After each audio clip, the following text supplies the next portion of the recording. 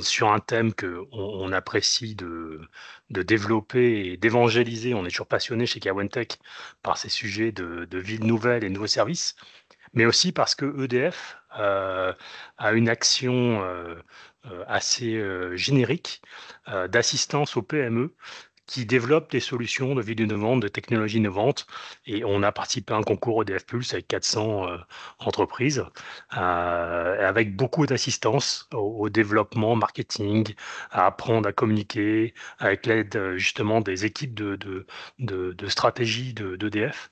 Et donc, il y a une relation pour nous qui est importante à redonner un peu le change, on va dire, auprès d'EDF et de cette collaboration autour d'une ville plus avancée.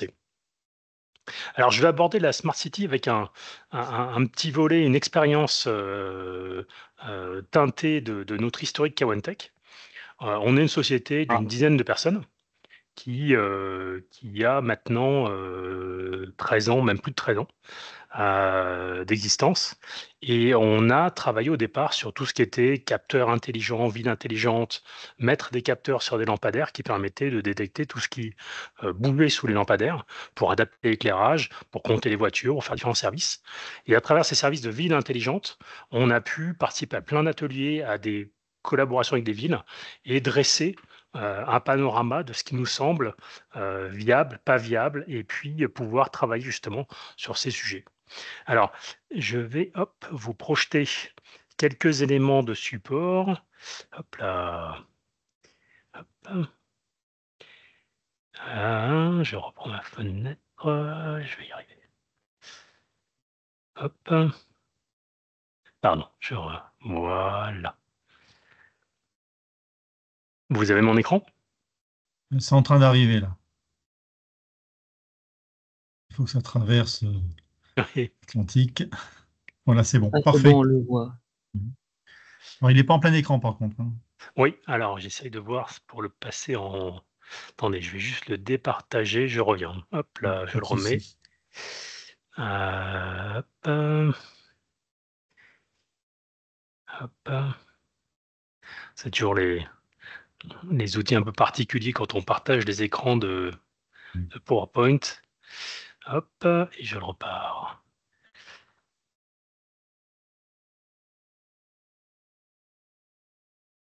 Voilà. Excellent. Parfait. OK. Alors, le principe de la Smart City, en fait, on parle beaucoup de villes intelligentes, c'est la traduction de Smart City. Et nous, par expérience, on apporte une vision un petit peu différente qui rejoint d'autres entités étatiques qui ont travaillé sur le sujet. Et pour nous, en fait, on voit l'idée d'une ville intelligente comme étant à la fois tout ce qui est technologique, tout ce qui est connu comme étant smart. On parle de smartphone, on parle de beaucoup d'éléments smart liés à la technologie, mais aussi, en fait, à une notion d'intelligence collective. C'est-à-dire que c'est smart, c'est intelligent dans le sens aussi des astuces, des choses bien pensées.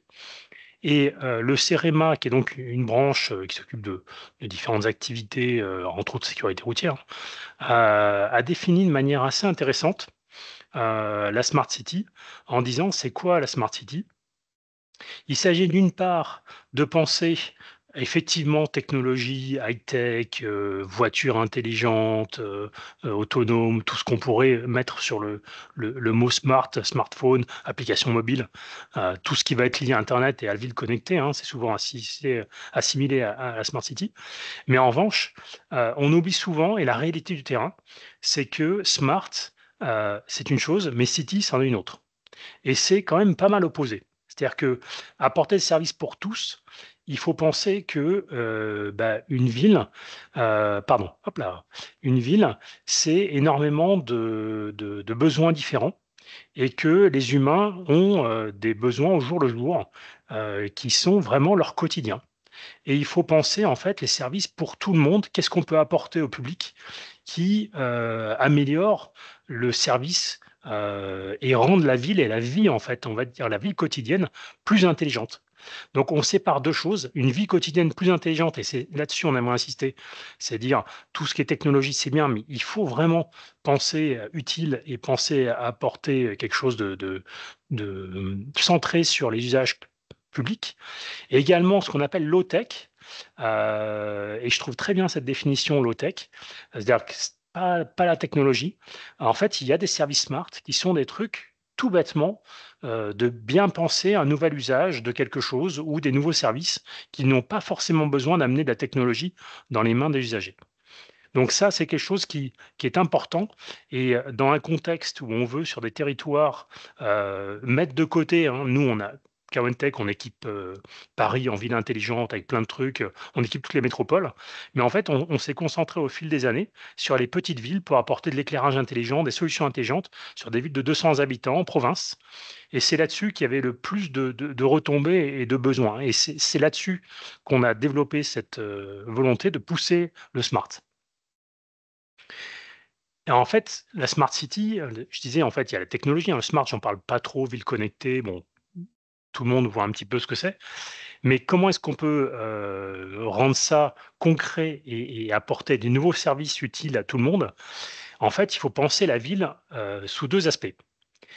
Il y a un aspect financier, hein, on y reviendra, mais la ville, en fait, si on fournit un service, il faut payer ce qui a été développé, il faut payer des matériels, il faut payer des outils, des véhicules.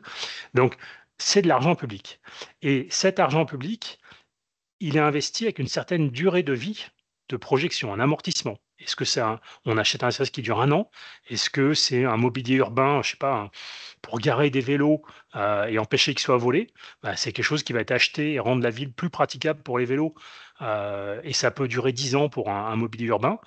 Donc l'amortissement, l'investissement sera fait sur 10 ans et en fait, on pense sur les services durabilité et c'est le plus important, en fait, on pense pour nous, pour développer les services, c'est de se dire: «Je développe quelque chose pour rendre une ville plus plus pratique, hein, et tout ça, bah, il va y avoir une courbe d'apprentissage pour le public. Il faut que tout le monde comprenne à utiliser. Il faut que les élus sachent utiliser. Il y a une certaine acceptation. C'est-à-dire que, bah, est-ce que, certains vont être pour, d'autres vont être contre, hein? C'est comme ça que marche la politique, hein, il y a toujours des oppositions. Et donc tout ça, il faut penser quand on développe un nouveau service, comment il va être projeté à l'usage de tout le monde. Comment, on va pouvoir justifier si, bah, c'est un service commercial, hein, souvent. Comment vous êtes rémunéré et comment cet argent public va être justifié pour tous. Et la smart city, c'est ça qui est un peu particulier. C'est qu'en fait, la ville n'est pas un geek, c'est pas un usager de technologie par défaut. Donc on doit penser à se dire: «OK, je vais développer quelque chose de connecté, intelligent, mais je dois penser aux contraintes de la ville». Et c'est ça, en fait, qui pour nous est important en smart city. Il y a pas mal d'exemples qui ont réussi, on va dire, qui ont maturé un second souffle de smart city et c'est pour ça que j'introduisais en parlant d'EDF.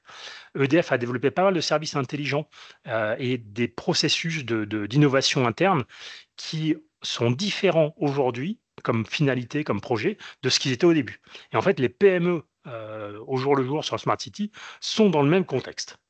Donc, on a cet aspect-là qui est important, à penser et si on regarde un petit peu ce que ça donne concrètement, hein, là, on a pris des exemples qui sont, non orientés smartphone, non orientés internet, mais qui sont très importants. On a ici en haut à gauche, l'exemple de Digilor. Digilor, il s'agit de mettre des postes, avec des écrans, des caméras et puis des systèmes de capteurs dans des lieux publics ou des entreprises et assister des personnes qui ont des handicaps pour qu'ils puissent utiliser des services internet et qu'ils puissent interagir, or qu'ils n'ont pas forcément toutes les capacités d'interaction. Par exemple, accéder à une page web et naviguer sur internet avec une caméra et un système de reconnaissance faciale de mouvement ou de reconnaissance vocale qui va faire que la personne va pouvoir sur un site accéder à des services qu'elle n'aurait pas chez elle parce qu'il n'y a pas forcément les outils chez elle. Donc c'est un service qui va permettre à un public générique, qui a des handicaps, mais quels que soient ses revenus, que ce soit geek, pas geek, mais d'étendre les capacités de ce qu'elle peut faire, également aux autres entreprises ou des services publics, de pouvoir mieux accompagner ces personnes-là. Donc ça, c'est un exemple Digidor de service smart qu'on trouve et qui est déployé et qui fonctionne. Il y a des exemples en haut à droite. Si on parle d'urgence et puis si on prend l'exemple de la Guyane, quelqu'un fait un accident vasculaire cérébral, comment l'emmener rapidement dans un hôpital ou un lieu où il va être soigné? Un hélicoptère coûte horriblement cher, il y en a très peu.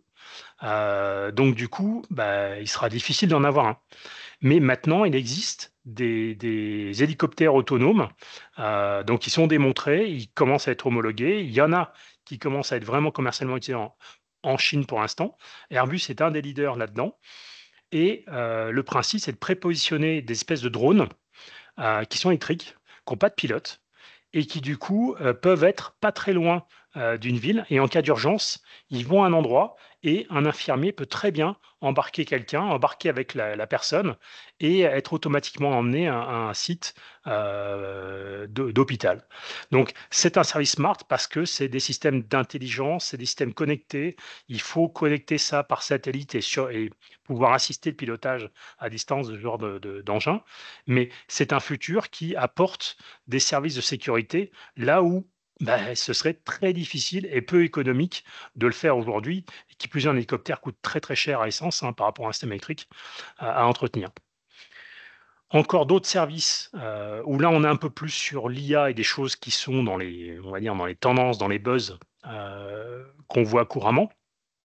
EDF, par exemple, a un service avec Altea, qui est une technologie qui a été développée par une société qui analyse par drone, par exemple, les câbles électriques, tout ce qui est raccord, tout ce qui est les petits supports en verre en fait, qui isolent les câbles électriques des poteaux. En fait, c'est des systèmes qui vont pouvoir filmer et par intelligence artificielle détecter tout ce qui est défaut du réseau en hauteur, hein, et puis pouvoir prédire bah, une casse d'un câble, le fait qu'une infrastructure ne va pas résister à la prochaine tempête. Et sur les zones où ça a été utilisé, ça a réduit de 75% les interventions dues aux pannes. Ça a permis de faire de la maintenance prédictive. Donc c'est quelque chose qui est très efficace et qui est un exemple en fait d'utilisation des technologies récentes, mais pour répondre à un besoin qui est le fonctionnement au jour le jour d'un service, alors, en l'occurrence l'électricité, hein. Alors, sur la Guyane, je ne parle même pas de distance, cette problématique d'entretien des réseaux, hein, aller parcourir les réseaux pour surveiller qu'il n'y ait pas de mouvement de terrain ou des inondations de certaines zones, c'est même pas envisageable. Mais automatiser cela avec des capteurs et des systèmes de détection avancés, ça permet d'améliorer énormément la qualité de service d'un réseau de distribution. Donc c'est ce genre de choses en fait où quand on pense smart, c'est pas seulement du smartphone, de l'internet ou des applications diverses. C'est surtout là-dessus où on attire l'attention sur des choses qui, en fait, sont apparues ces dernières années, qu'on voit pas forcément faire la une de la presse, comme une voiture autonome Tesla ou je ne sais quoi de trucs intelligents, mais qui sont présents, qui sont en train d'arriver et qui vont changer en fait l'usage au jour le jour de beaucoup de services et améliorer la qualité de service. Et c'est ça en fait le smart. Le smart, on va dire le mature, hein, de deuxième génération, il est orienté service quotidien et la technologie est un peu cachée. Il s'agit de se concentrer sur un besoin, sur une utilité, et la technologie vient en renfort. Donc ça, c'est quelque chose où nous, on s'est rendu compte de ça pour une raison très simple, hein. C'est que, au départ, on a développé des technologies, donc en 2011, où l'entreprise était sur, un domaine voiture connectée, hein. Moi, j'ai développé des petits boîtiers qui vont dans les voitures, les alertes radar Coyote, pour la société Coyote, qui était une société purement marketing. J'ai développé la technologie où il y a eu 1 million de voitures connectées. Et en fait, ma société, à cette époque-là, réalisait des systèmes pour faire du suivi de flotte de camions, de véhicules, optimiser les tournées. Et puis, l'information qu'on amenait dans les voitures pour les radars, a eu un tel succès qu'il s'est vendu 100 fois plus de capteurs pour du service, des systèmes intelligents connectés pour des voitures, pour des services de radar, que pour tous les services professionnels. Parce que c'était utile pour certains usagers. Et en fait, Cavantech, c'est un peu la même idée. On s'est dit, bah, finalement, la technologie, si finalement on la cache, on la met dans les lampadaires et que on développe une techno qui permet, c'est des espèces de petites caméras au départ, mais très basse définition qu'on met dans les lampadaires. Et il y a, par exemple, à Toulouse, il y a plus de 3000 lampadaires comme ça intelligents. Dès que les gens rentrent dans une rue, bah, si c'est un piéton, ça éclaire au maximum. Si c'est une voiture, ça laisse le minimum de lumière parce que la voiture a des phares, puis elle n'a pas forcément besoin d'avoir un éclairage renforcé s'il n'y a pas de piéton, s'il ne se passe rien, en fait. Donc, on a pensé à ça, on s'est dit, bah, finalement, l'intelligence, si on la met autour de nous dans la ville, on rend la ville plus intelligente. Bah, le premier usage, c'est on divise par 3 la consommation de l'éclairage public. On éclaire mieux la nuit, c'est-à-dire au lieu de baisser la lumière, voire éteindre à une certaine heure, bah, là, dès qu'il y a quelqu'un, c'est bien éclairé. Et en fait, on fait du service au public comme ça. Et au fur et à mesure, les capteurs de générer des données, on sait combien de personnes passent dans la rue. Ça peut aider pour le nombre de vélos, savoir s'il y a beaucoup de vélos qui passent dans la rue, ce serait pas bête de faire une piste cyclable vraiment dédiée pour les mettre en sécurité. On s'est connecté à des bases de données et on a fait de plus en plus de services pour la ville intelligente et puis pour améliorer un ensemble de services au quotidien. Voilà. Donc, globalement, Kawentech, on est parti sur une compétence de capteurs intelligents, de systèmes connectés qu'on met dans les lampadaires. Le lampadaire devient intelligent. Et puis, cette infrastructure de lampadaire, elle évolue. Elle fait de plus en plus de services. Et on va, en fait, dans une tendance où, au départ, quand on a créé l'entreprise, on était vraiment sur l'énergie, réduire la consommation des lampadaires. Il y a eu la tendance Smart City qui était à la mode, effectivement, dans les années 2016, on va dire jusqu'à 2020 à peu près. Tout ce qui était data, base de données, utiliser les données pour optimiser les flux, le stationnement. Par exemple, trouver des places de parking libres. On a développé des applications avec une filiale d'EDF qui s'appelle Citellum, où Stellium a des bases de données, des systèmes de gestion des feux rouges, par exemple, ou de caméras de surveillance. Et nous, en fait, depuis les lampadaires, en dessous, on était capable de détecter, enfin, on est toujours capable de détecter, si des voitures se garent ou partent d'une place. Et on envoie ça aux bases de données de Citellum. Et du coup, automatiquement, sur une ville, on peut savoir quelles sont les places disponibles. On peut savoir s'il y a des places de livraison de camions qui sont occupées trop longtemps. Et on est capable aussi de pouvoir assister sur des bandes de recharge de véhicules. S'il y a quelqu'un qui met sa voiture c'est un emplacement dédié pour la recharge de véhicules, mais qui ne se recharge pas, ben, on le sait. Et au bout d'un moment, en fait, il peut être verbalisé parce qu'il monopolise une infrastructure très importante. On est allé en fait donc sur les data, sur les données. On s'est rendu compte quand même que c'était difficile à pousser. En fait, c'était trop technologique pour une ville. Et on voit de plus en plus aujourd'hui des services complémentaires autour de l'éclairage sur des petites villes où il y a un petit peu oui, de la gestion de feu qui est en train d'arriver, de feu de circulation. Il y a la sécurité. Excusez-moi, j'ai une question. Oui. Est-ce que ça respecte le RGPD, tout ça? En fait, nous, on a triché là-dessus. C'est qu'on ne fait pas la base de données. On a tout un ensemble de capteurs qui génèrent des comptages, des flux d'informations, et on les envoie à des sociétés tierces. Donc tout ce qu'on génère comme données est analysé par des gens qui ne sont pas nous, en fait. Donc les flux de données sont transparents, on est dans des formats ouverts, et ce qui sort du capteur, c'est uniquement des chiffres. C'est-à-dire, en fait, ça dit, bah, là, il y a une voiture, ça dit le nombre de piétons, et après, il y a une notion de privacy by design. Désolé, c'est un terme technique en anglais, mais en fait, une conception dédiée RGPD où on s'est interdit d'utiliser des caméras qui permettaient, par exemple, d'avoir une définition suffisante au niveau optique pour faire la distinction entre un homme et une femme. On peut même pas le savoir. Donc de là à avoir un visage, ça c'est pas possible. Donc, il y a une sécurité intrinsèque à la conception des produits, une sécurité liée au flux de données, parce que je mentionnais Stellium, quand nous on génère des données, bah, ça part à des sociétés qui vendent ces services aux villes et qui signent des tonnes de conventions s'engageant sur le RGPD. Donc, c'est effectivement un sujet qui est super important dans le cas du Smart City. On peut faire des choses très intelligentes. Au bout d'un moment, en fait, on a besoin de données. Et ces données, quelle est la limite des données qu'on peut utiliser, quoi? Ça, c'est clair que c'est un point important. Et nous, du coup, il y a des choses qu'on n'a pas pu faire chez K1Tech parce que c'était pas envisageable. Je parlais d'acceptabilité au début, hein, c'était ça, hein. Le RGPD, c'est est-ce que le public peut l'accepter? Est-ce que les élus peuvent l'accepter? Un truc qui fait du Big Brother qui surveille les gens, ça s'arrête tout de suite. C'est même pas la peine d'essayer, quoi. On peut faire des démos, hein, mais la boîte est grillée et le service est grillé.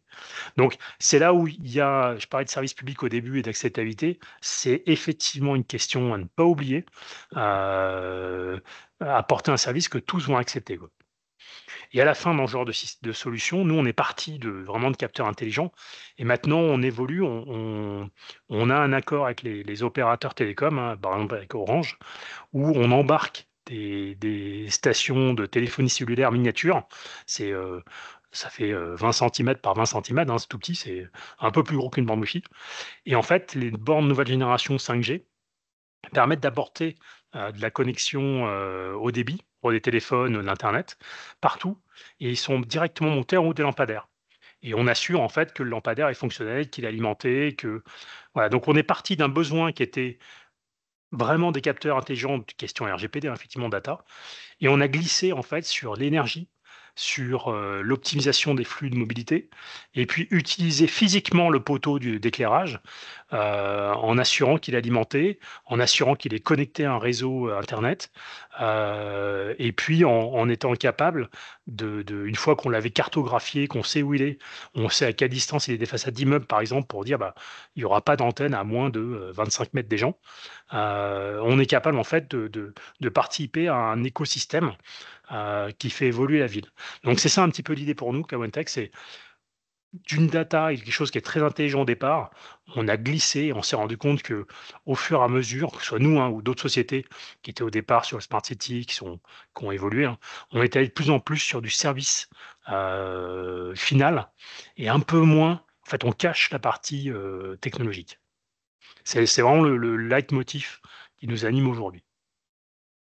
Alors, on a fait des trucs très avancés, hein. Là, il y a un exemple sur les data d'infrastructures connectées, un projet qui s'appelle Paris to Connect, où dans Paris, entre Gare d'Austerlitz, Gare de Lyon et autour de la Seine, il y a des capteurs implantés dans les lampadaires qui sont capables de détecter les piétons, les voitures, enfin, tout ce qui bouge, et on envoie la trajectoire avec la vitesse à des plateformes. On envoie ça 8 fois par seconde, hein, donc ça va très très vite. Moins d'un dixième de seconde, enfin à peu près un dixième de seconde par temps de traitement et d'envoi. Et donc on a fait ça avec Orange. On envoie les flux de données à une plateforme d'Orange. Orange fait de la prédiction et du calcul et se dit, bah tiens, K1Tech nous dit qu'il y a un vélo qui va dans cette trajectoire-là. On sait que bah, par expérience de tous les jours, quand un vélo suit cette trajectoire, 3 secondes après, il va être là. Il va continuer sur la file, il va dans cette direction-là. S'il commence à tourner, on sait qu'il va tourner à gauche. 3 secondes après, il sera dans la rue à gauche. Donc, il y a une prédiction des mouvements. Et en fait, ça, c'est transmis aux voitures, c'est transmis aux malvoyants. Et la première besoin qu'il y a eu, c'était pour les malvoyants. Ils ont une application sur leur smartphone qui les aide à se diriger en ville, où ils disent où ils vont. Et en fait, sur l'application, aujourd'hui, ça leur dit, bah tiens, le feu est vert, le feu est rouge. Beaucoup de villes sont connectées, en fait. Donc, quand le feu est rouge pour les voitures, le malvoyant se dit, je peux traverser. Sauf que maintenant que les vélos, bah, ils s'arrêtent plus au feu, le malvoyant, il traverse. Le vélo électrique qui commence à peser 30 kilos et roule à une sacrée vitesse, il n'a pas le temps de freiner. Ah, il percute le malvoyant. Donc, il y a de plus en plus d'accidents avec les malvoyants. Et une solution qu'on avait pensée et qui correspond à des normes de voitures connectées pour demain éviter que les Tesla ou je ne sais quoi comme voiture intelligente loupent un piéton ou un vélo à un virage. Ces technologies aujourd'hui commencent à être démontrées, utilisées par des malvoyants qui, avant de traverser la rue, ils ont une information qui leur dit attention, il y a un vélo. Attention, il y a une voiture qui arrive vite. Et Et ça, c'est ce genre de choses qu'on n'avait pas pensé au départ. Et c'est des collaborations, des échanges, des discussions, d'où l'intérêt des hackathons, d'où l'intérêt de collaborer le plus possible pour échanger des idées. En fait, de se dire, en fait, il y a des idées qui naissent et c'est souvent ce qu'on n'a pas vu venir qui est le plus important, en fait. Ça paraît surprenant, hein, mais c'est ça. Et aujourd'hui, cette technologie-là, on y croit plus pour assister des malvoyants ou des gens de feu rouge que pour connecter des voitures autonomes, or qu'on utilise des normes, Orange aussi, hein. Il y a Valeo là-dedans, il y a RATP, il y a plein de groupes hein, qui sont impliqués, la ville de Paris. Et finalement, la première application, utilisée, c'est ça pour, une application qui s'appelle AudioSpot pour les malvoyants. Donc c'est un exemple en fait d'usage de la donnée où, finalement, on va sur un besoin quotidien qui est un besoin de sécurité qui a été exprimé par des usagers.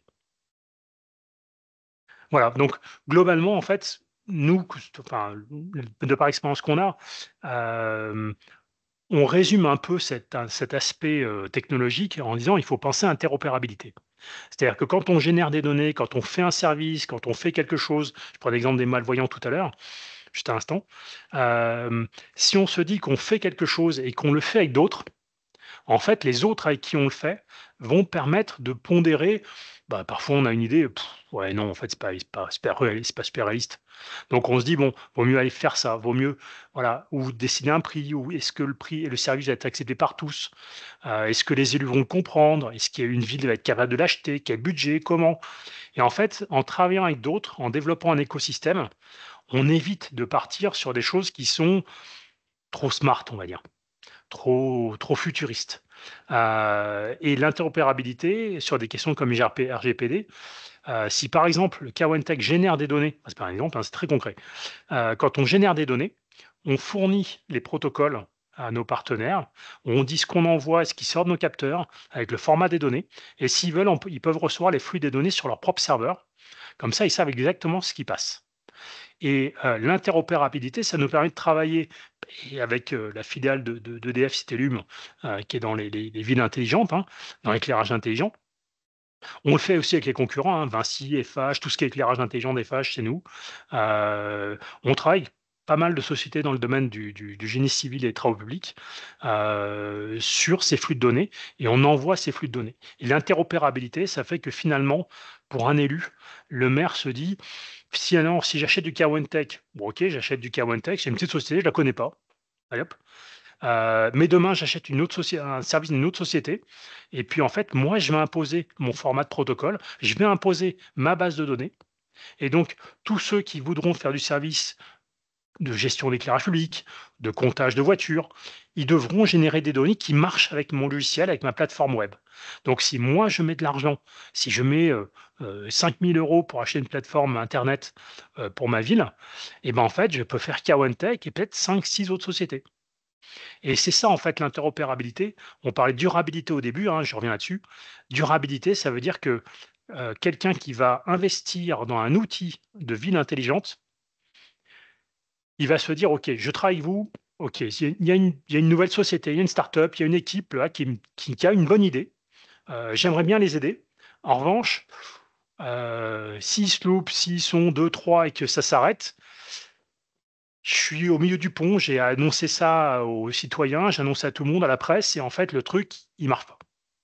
En revanche, si c'est une étape qui me permet de construire quelque chose qui est plus vaste et où on va dans un sens de service public et que, il y a une logique de fond, la ville va y aller en se disant: «Bah, si la société, si l'équipe qui a lancé l'idée s'arrête, de toute façon, c'est pas bête et on pourra trouver quelqu'un qui prend le relais». Et là, en fait, on crée de la durabilité et on crée un service qui est pas forcément high-tech, mais là, on pense à la finalité et la finalité est très importante là-dedans, dans la ville intelligente, parce que c'est ça qui fait qu'on met des moyens pour développer un service. Donc c'est là où on voudrait vraiment, nous, Kawentech, sur des notions d'hackathon, attirer l'attention. C'est: vous avez plein d'idées, mais nous, en fait, comme vous, hein, on a eu plein d'idées et on s'est rendu compte que sur le terrain, penser exploitation, durabilité, c'est quand même un des points clés pour réussir à pouvoir faire décoller quelque chose. Voilà. Donc voilà, j'ai abordé plein de choses, hein, c'est assez vaste, hein, mais voilà, si vous avez des questions. Donc, merci beaucoup Yves pour cette intervention. Effectivement, maintenant, on va laisser la place à quelques questions. Alors, il y en a déjà une sur le fil de conversation, donc je la relis et si jamais tu as un souci, Lucas qui l'a posé pourra compléter ou rebondir dessus. En parlant de projets d'économie d'énergie, je me demande si la connectivité accrue de nos outils du quotidien, avec les données et donc les centres de données associés, ne finit pas par être contre-productive lorsqu'on considère l'ensemble de la chaîne. Vu qu'il y a de plus en plus de données, il faut de plus en plus de data centers qui consomment de l'énergie, etc., etc. Oui, effectivement. Alors, en plus, je parlais de stations 4G, 5G sur les mâts d'éclairage. C'est des sujets hyper sensibles, hein.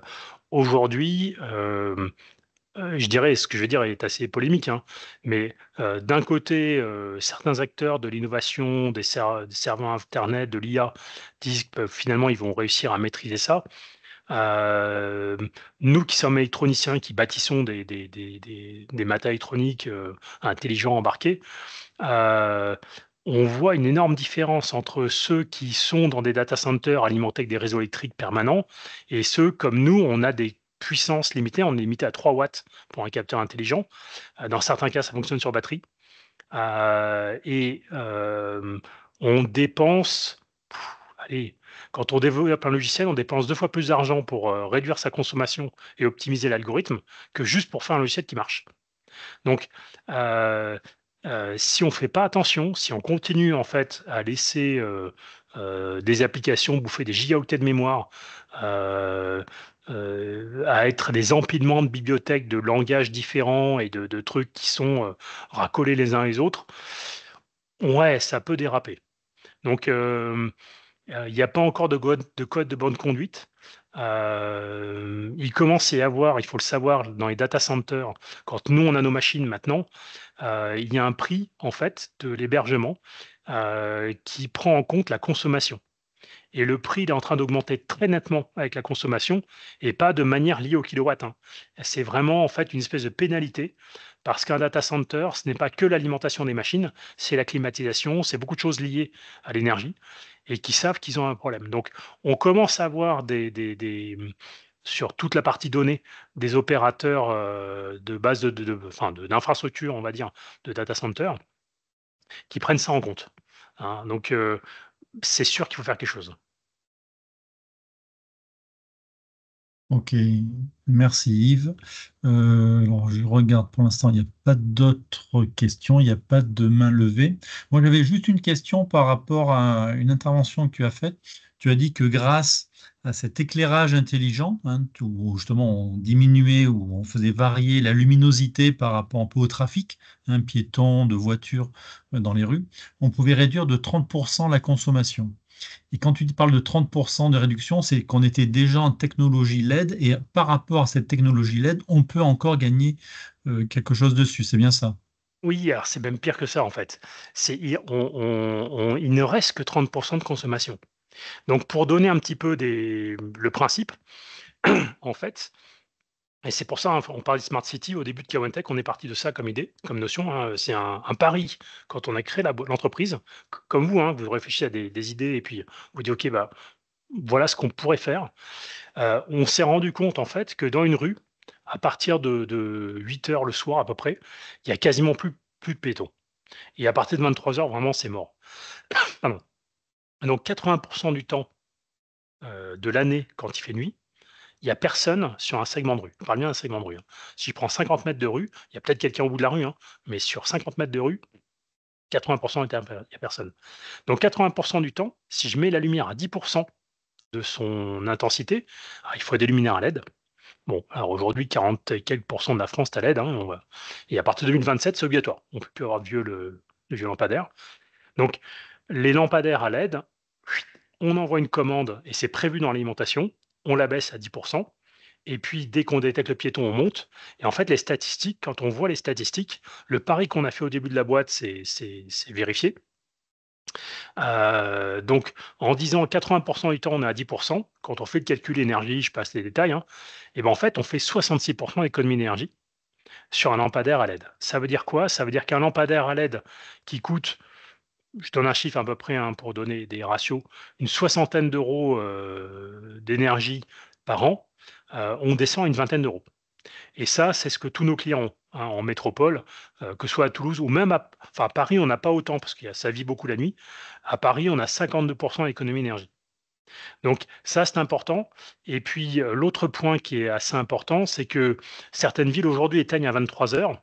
Le problème, et ça, tu le sais bien, le pic à 18 heures le soir en hiver, il est catastrophique pour un opérateur, tout ce qui est infrastructure de distribution d'électricité, mais aussi au niveau production. Donc, on charge à mort le réseau à 18 heures quand les garages publics s'allument. Si on est capable dans les petites rues ou même dans certaines rues, en fait, des ZAC, les gens arrêtent de bosser à 18 heures, il y a moins de monde, ça descend déjà. Donc en fait, on arrive à avoir une réduction d'énergie de plus de 30 à 40% déjà à partir de 18 heures en hiver.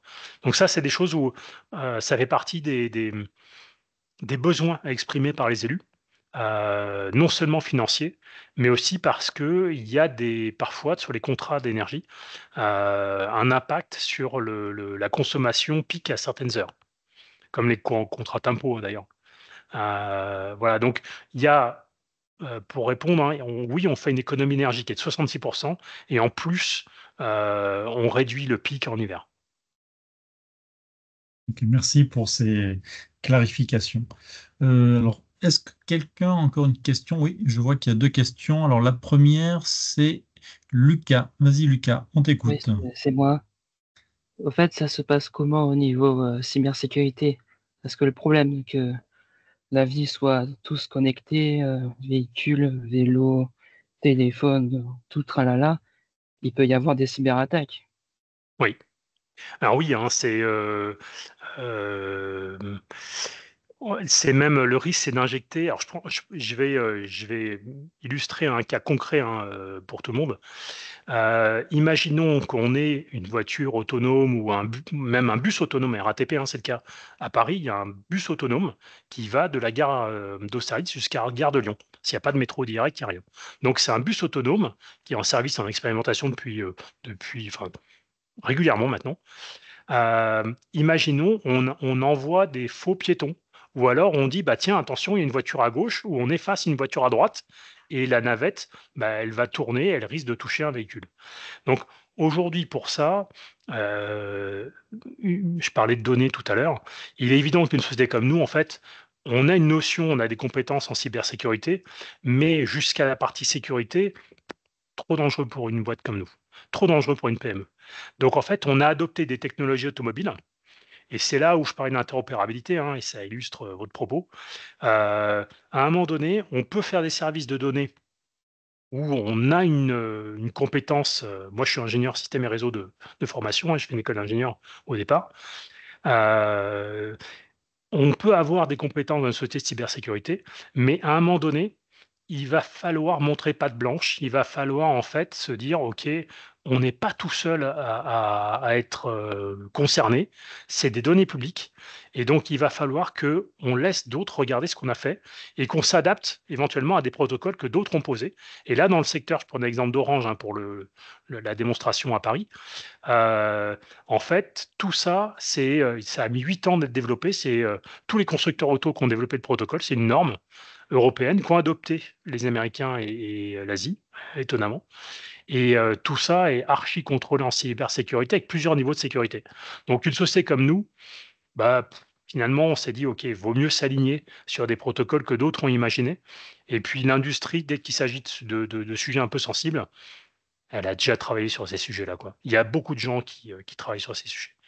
Donc ça, c'est important, cybersécurité, l'intégrer au jour le jour dans tout ce qui est développement informatique ou même d'équipement électronique, hein. Ça doit être pensé dès le départ. Et puis, il y a quand même maintenant beaucoup de protocoles qui existent, beaucoup d'outils.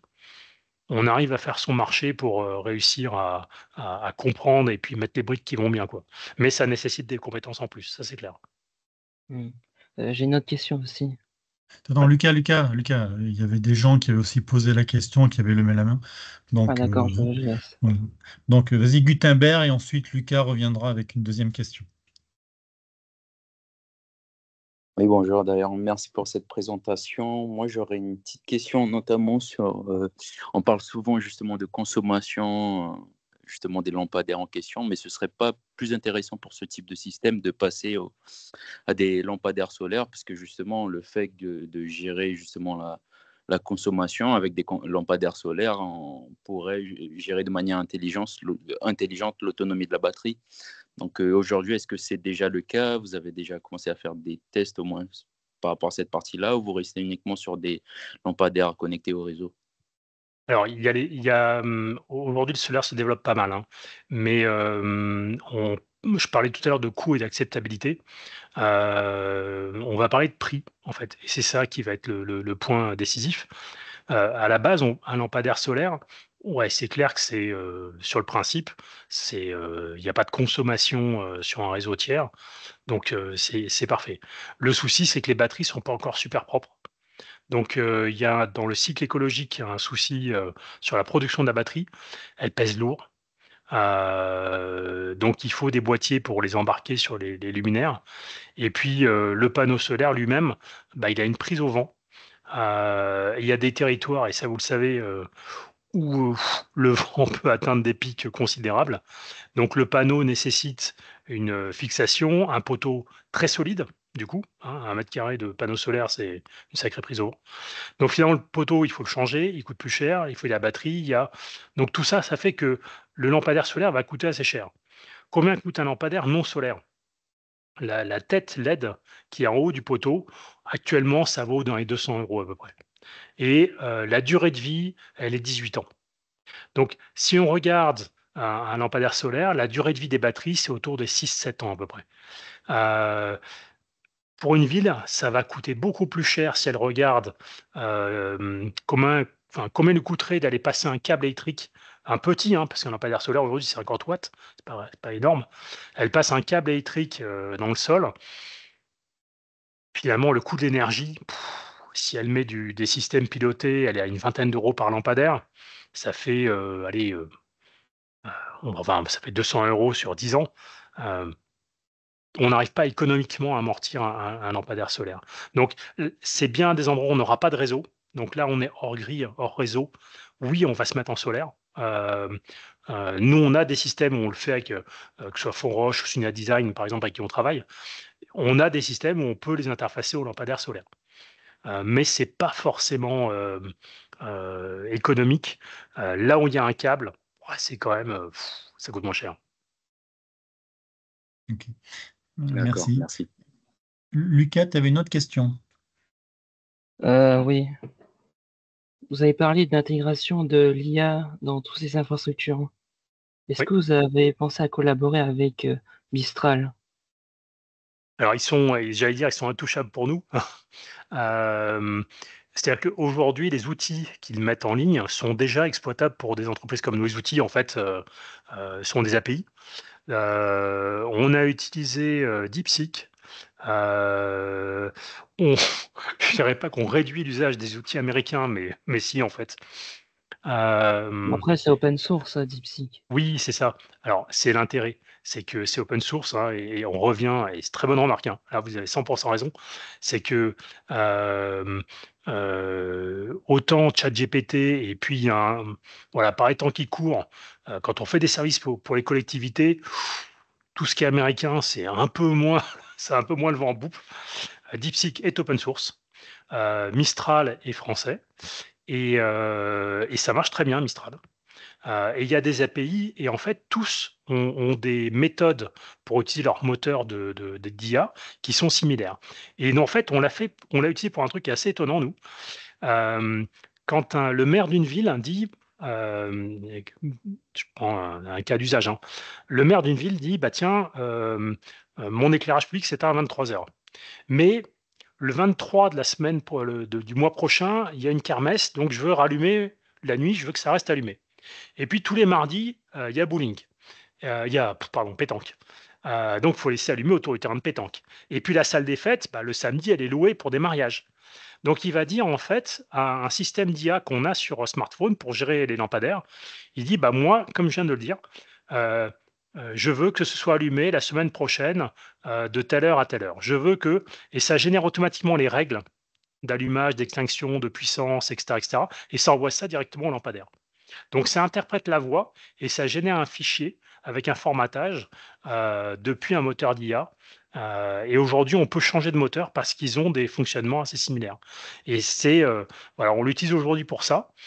Sur les traitements des données, on l'utilise pas encore parce que on arrive avec du traitement statistique classique à avoir des résultats. Il se trouve que l'IA, parfois, ça peut déraper. Donc, sur le traitement des données, quand on fournit un résultat à une collectivité sur sa dépense d'énergie ou des services de tous les jours, il n'y a pas beaucoup de tolérance pour fournir une information fausse, quoi. Après, comme c'est open source, on peut mieux contrôler tout ce qui est sécurité des données.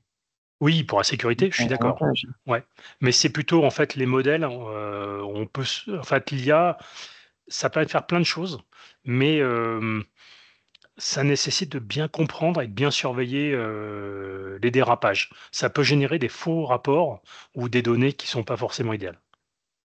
Ok, merci.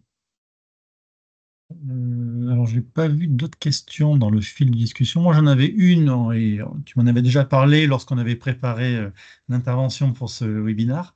Je t'avais parlé du vol des câbles. Tu disais Oui, qu'il y avait beaucoup de lampadaires où malheureusement les câbles étaient volés par des gens qui en profitaient parce qu'il y a une certaine précarité dans des quartiers de la Guyane et donc les gens allaient voler les câbles et c'est toujours plus facile de voler des câbles de lampadaires que des câbles qui passent devant la maison de quelqu'un. Et donc toi, tu me disais qu'il y avait des solutions qui étaient déjà en place pour justement lutter contre ce vol de câbles. C'est bien ça?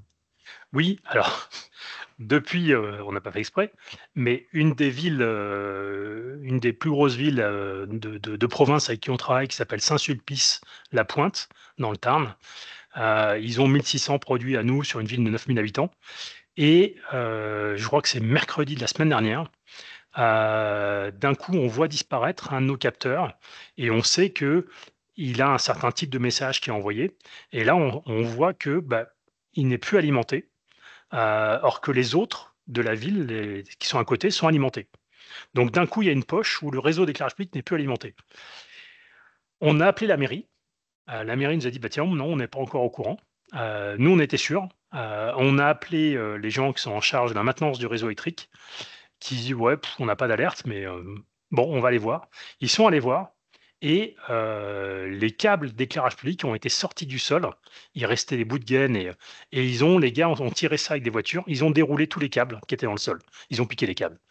Donc, la mise en place de sondes qui permettent de connaître la présence d'énergie immédiatement, est un outil assez pratique et savoir que on a de l'électricité à tel endroit et pas tel autre, ça suffit en fait déjà à lever un premier doute. On peut le faire par d'autres méthodes pour la détection, de vol de câbles qui sont dans certains cas ce qu'on appelle la gestion d'impédance. Et puis tout bêtement, alors nous on le fait, on a développé sur nos produits, on a des produits qui vont dans des armoires d'éclairage public. On a un câble qui va aller au Linky et en fait, le Linky nous donne des informations immédiatement. Ça donne plus d'informations en fait sur le connecteur d'expansion qu'à distance, pour un usager, lambda et d'après les caractéristiques, de consommation des lampadaires, on peut dire: «Bah, là, on voit 10 lampadaires. Là, il y en a que 7. Il y a un problème au bout du câble». Donc on le détecte comme ça. On le détecte en fait par des variations de données. Ça recoupe les questions du cas sur l'IA, hein. Là, on le fait par des deltas. Dès qu'il y a une variation d'une fois sur l'autre, on dit quelque chose qui ne va pas. Mais on a un développement en cours, hein. Un de nos associés, Julien Bio, dans la création d'entreprise, il y a 3 ans, a fait un doctorat en IA. Et on travaille sur ces sujets. Donc être capable, d'après les profils de consommation électrique de tout ce qui est relié sur le réseau, nous, on sait quelles sont les électroniques des lampadaires et on est capable de se dire: «Tiens, à telle distance, il y a un problème, on a forcément une coupure, physique dans le réseau». Donc ça se développe, ça c'est demandé et c'est vrai que, quel que soit le territoire, hein, le prix du cuivre monte. Je dirais qu'en plus avec les tensions internationales, le prix des métaux risque aussi d'augmenter. Heu, c'est des vrais sujets. Donc, on voit en éclairage public, maintenant, ce sont des câbles, dans certains cas, qui sont mixtes, aluminium-cuivre, parce que ils sont gros, hein, les câbles d'éclairage public. Ça vaut super cher le mètre. Je pense Ok, que là, merci. t'es plus concerné que moi sur ces sujets, je pense. Mais non, c'est vrai que c'est une réelle problématique sur la Guyane et du coup, beaucoup de zones se retrouvent non éclairées parce que les collectivités en ont assez de devoir renouveler régulièrement leurs câbles d'éclairage public, surtout qu'il y a des zones qui sont un peu surveillées où il y a peu de passages malgré tout et donc c'est des fois une aubaine pour certains, je ne veux pas dire trafiquants, mais bon, pour certains voleurs de câbles, quoi. Et Alors, tu comme vois, tu l'as ça, c'est un dit, très bon le coût exemple. augmente. Oui, c'est un très bon exemple d'intelligence collective. Je parlais tout à l'heure de lisser la consommation des lampadaires et optimiser les lampadaires. Nous, on a travaillé là-dessus, sur la réduction des courants d'appel et puis, du coup, les câbles qui sont derrière. Je prends quand on allume une ampoule, bon, on envoie du courant, elle s'allume. Quand on allume un appareil électronique comme une télé, un ordinateur ou un lampadaire, il y a un pic de courant qui peut être 10 fois supérieur à la consommation de l'appareil, très bref, au début de l'allumage. Si chaque lampadaire est réglé d'une certaine manière, il va démarrer avec un retard qui n'est pas le même d'un lampadaire à l'autre et le pic de courant est réduit.